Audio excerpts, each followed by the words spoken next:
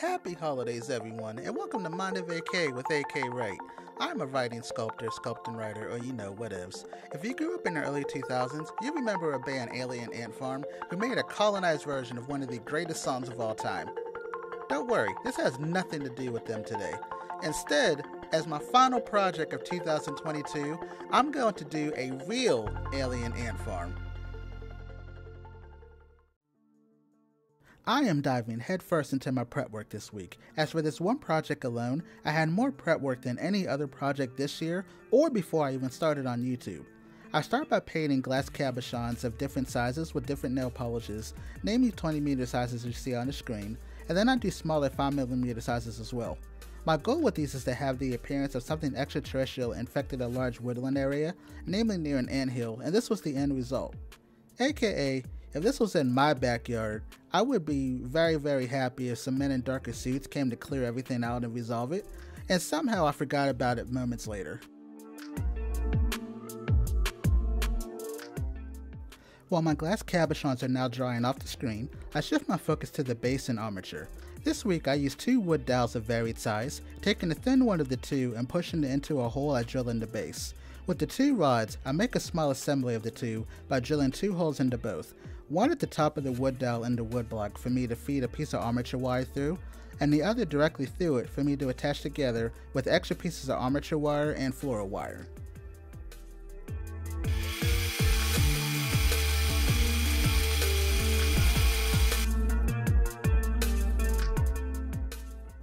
To help me sell the alien feel of the diorama, Happy Bone lent me 3 of his favorite cherry Coca-Cola cans to serve as a framework for 2 larger orb sacks and 4 gnarly appendages across the structure. I'll mark out the top and bottom of each of the cans, then use a box cutter to cut them off. And then in a step that was super unnecessary in the end, I sand down the jagged edges with a sanding block so I don't cut any of my fingers while I'm assembling everything. It was super unnecessary, but I was actually proud of myself for how it looked, and somehow this entire process didn't cut any of my fingers, so I left all the footage in.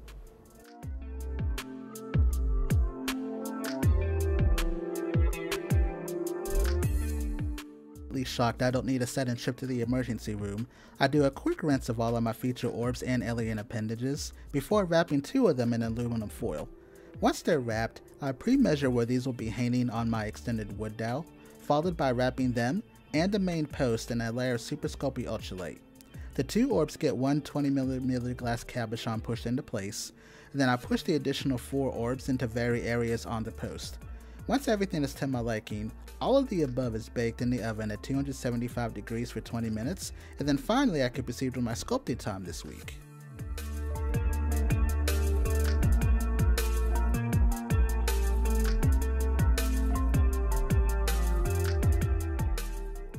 Once the orbs are cooled down from their bake, I assemble them onto the extended wood dowel with the free hanging piece of armature wire I attached, then I add a second piece of armature wire on the end, drill a hole into both orbs at the top, then push the wire through, and we'll wrap these in layers of Super Sculpey and Original Blend.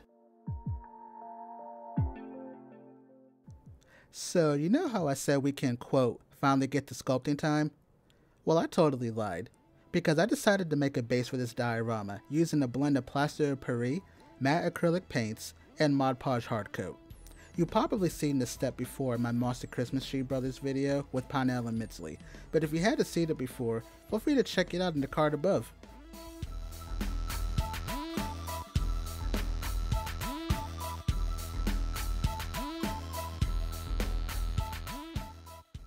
I allowed my pea soup cosplay to harden just enough so it could go over the extended aluminum foil and wood block smoothly.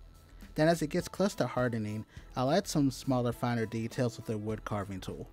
Before it fully dries, I will push in my final 2 20mm glass cabochons into position and leave the block on a larger sheet of styrofoam to dry. Before I had another dumb idea to incorporate the styrofoam into the base as well. I performed the same steps as before, but instead of the colors shown, I used matte black and metallic gray just to allow variation, before I can finally move on to adding clay to something.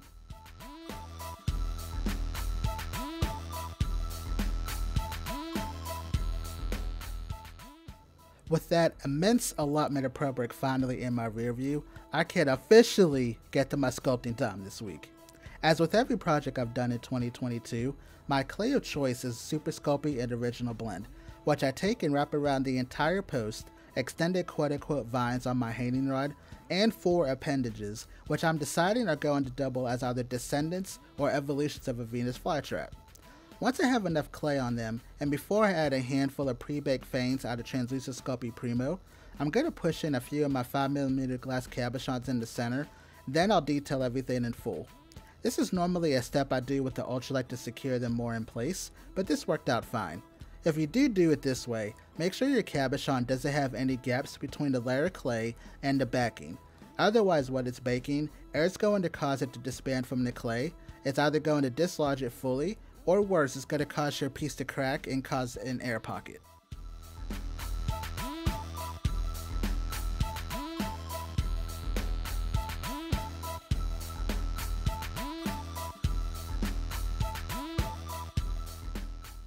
Going into this project, like other ones in the past, I always have one goal in mind.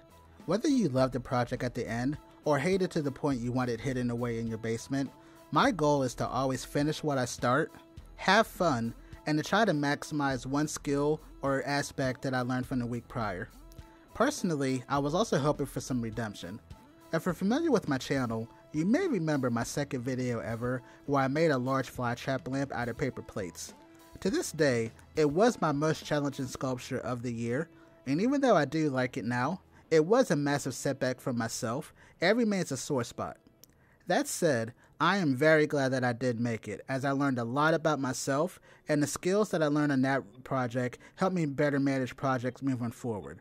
Which is why, as I always say, including that video, even if the project you're working on may have went sideways, or it's not turning out how you're hoping it will, always finish it through.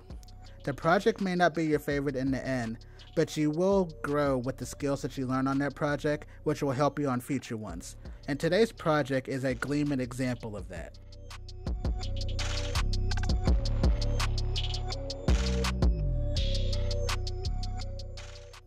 Alright, that's enough of a pep talk this week.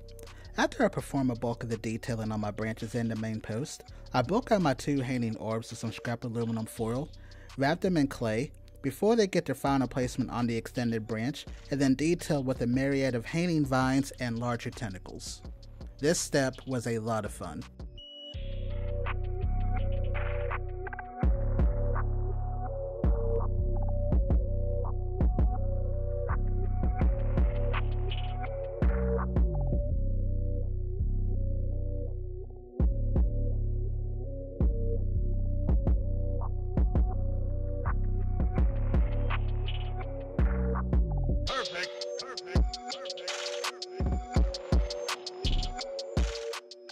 Once I completed all of my detailing, I baked this post at 275 degrees for 45 minutes, and once it's fully cooled down, I lock it in place with a final plaster mix.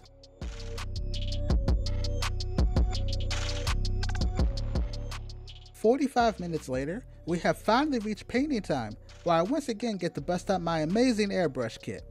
For today's sculpt, I used Deco Art Metallic Shift Acrylic Paints, Apple Barrel Matte Black Acrylic Paint, and for the first time ever, I used a glow-in-the-dark acrylic ink from Daler-Rowney. I start by painting a base layer of metallic teal across the entire tree and branches, followed by a metallic green inside each one of the mouth pods.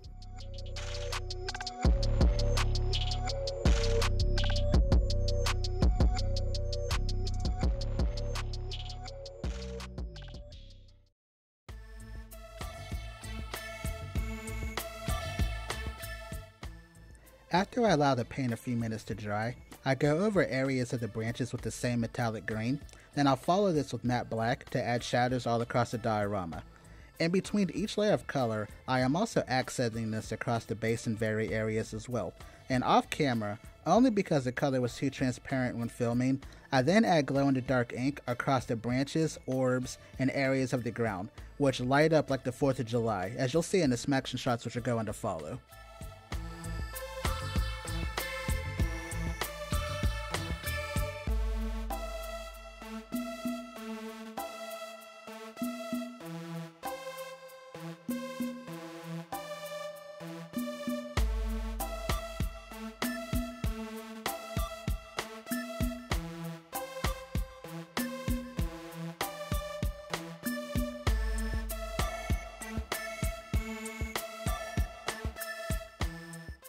Now, at this point, you're probably wondering, if this is an alien ant farm, where are the ants?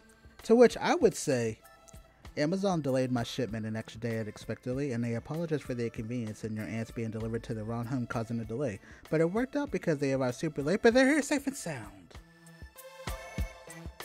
Because these have to be otherworldly looking ants, I am going to paint them, and my hopes were to be able to line them up on the table and paint away, but unfortunately they are weak sauce and blew over.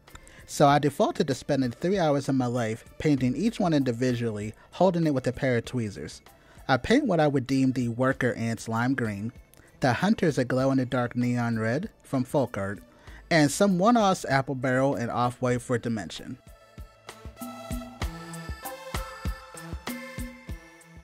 Once all of my ants are allowed time to dry and process how their lives came to be this way, I start the super fun process of gluing them into their final homes all across the base. This entire step brought me back to my elementary school days, where I didn't get to do anything like this at all, but I always wanted to. So here's to you, 8-year-old Abdul. Dreams do come true. Eventually. The final steps this week are utilizing my super trusty Fabri-Tac to add slimy trails all over the orbs, branches, fangs, and even on some of the ants. I really feel this went a long way to add the galactic horror feel that I was hoping for this week's project. After applying almost an entire half bottle, I allow it to dry overnight, and then the following morning, my final step for this project is adding key lime colored nail polish all over tops of the Fabri-Tac ropes, allow it to crawl down and stick to wherever it lands, and this is really great for an added effect. Then once everything is dried, this diorama, aka my Redeemer, is ready for its moment in the spotlight. So for the final time this year, I think we should give it to it. Lights, camera, and most importantly, smaction.